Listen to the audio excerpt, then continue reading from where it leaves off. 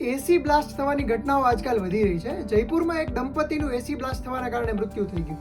આવી ઘણી બધી ઘટનાઓ આ વખતે ઉનાળામાં સામે આવી છે અને અગાઉ નોઈડા પોલીસે આ અંગે ચેતવણી પણ જાહેર કરી હતી. મિત્રો, ગુજરાત સમાચાર પર હું છું મયુર. આજે હું તમને 5 એવી ટિપ્સ જણાવીશ કે જે એસી બ્લાસ્ટ થતા અટકાવે છે અને તમને સુરક્ષિત રાખે છે. આ વખતે ઉનાળામાં 15 થી 17 ઘટનાઓ માત્ર નોઈડામાં સામે આવી છે કે જ્યાં એસી બ્લાસ્ટ થયાની ઘટના બની હોય.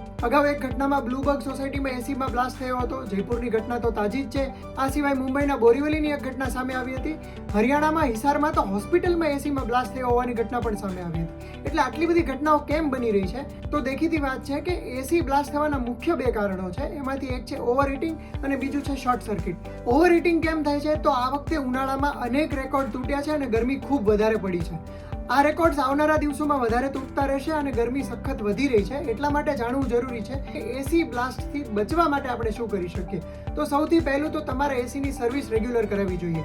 આ માટે 600 કલાકનો આંકડો તમે પકડીને ચાલી શકો છો. 600 કલાક પછી એસીની સર્વિસ કરાવી દેવી જોઈએ. બીજું, એસી ખૂબ વધારે સમય માટે એટલે કે 24 કલાક ચાલુ ન રાખવું જોઈએ. 3 થી 4 કલાક પછી તમે એસી બંધ કરી શકો છો.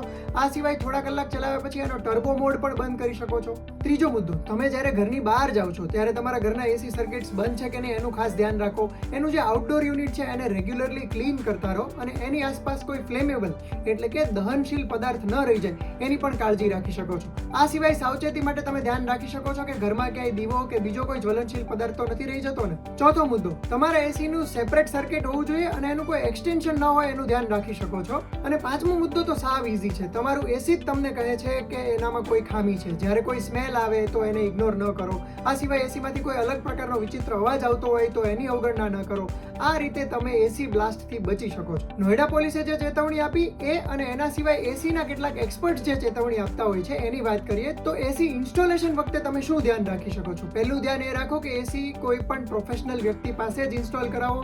એસીની પાવર કેપેસિટી છે, તમારા ઘરની પાવર કેપેસિટી છે, એ બધા જ આંકડાઓ જોવા જરૂરી છે. એટલા માટે કોઈ પ્રોફેશનલ વ્યક્તિ જ એને ઇન્સ્ટોલ કરે એ વધારે સારું છે. બીજી વસ્તુ કે સ્ટેબિલાઇઝર વગર એસી ન ચલાવો તો વધારે સારું. આ સિવાય એનું કમ્પ્રેસર એ કોઈ છાયાવાળી જગ્યા રહે તો વધારે સારું રહેશે. અને આપણે જે બીજું કારણ જાણ્યું કે એસી ઘણી બધી વખત શોર્ટ સર્કિટના કારણે પણ બ્લાસ્ટ થતું હોય છે, તો એનું વાયરિંગ એ ખૂબ સારું થાય અને વ્યવસ્થિત હોય એની ચકાસણી સમયાંતરે કરતા રહો. એનર્જી કન્ઝર્વેશન બ્યુરોના એન્જિનિયરના કહેવાના પ્રમાણે સતત એસી ચાલુ રાખવાના કારણે તમારું વીજળીનું બિલ તો વધારે આવે જ છે, પરંતુ ઈ રેટિંગની પણ અસર થતી હોય છે અને ઓવરહીટિંગ ઘણી બધી વખત વધારે થતું હોય છે. એટલા માટે જ એસી સારી બ્રાન્ડનું હોય અને કોઈ તકલાદી કે ચીલાચાલુ બ્રાન્ડનું ન હોય એનું પણ ધ્યાન રાખવું જોઈએ. તો ટેકનિશિયન્સ ઘણી બધી વખત કહેતા હોય છે કે એસી બ્લાસ્ટ થતા પહેલા ઘણી વખત કોઈ લીકેજની કે એવી સ્મેલ પણ આવતી હોય છે જેને લોકો અવગણના કરતા હોય છે. તો મિત્રો, આ થઈ ગઈ ગાઈડલાઈન જેનું તમે પાલન કરશો તો એસી બ્લાસ્ટ થવાની શક્યતાઓને ઘટાડી શકો છો. આ વિડીયો તમે તમારા સગા સંબંધીઓને પણ મોકલી દો જેથી કરીને એમની પણ સલામતીનું ધ્યાન રાખી શકાય. અને આ જ પ્રકારની ઇન્ફોર્મેશન મેળવવા માટે ગુજરાત સમાચારના ડિજિટલ પ્લેટફોર્મ્સ જોતા રહો.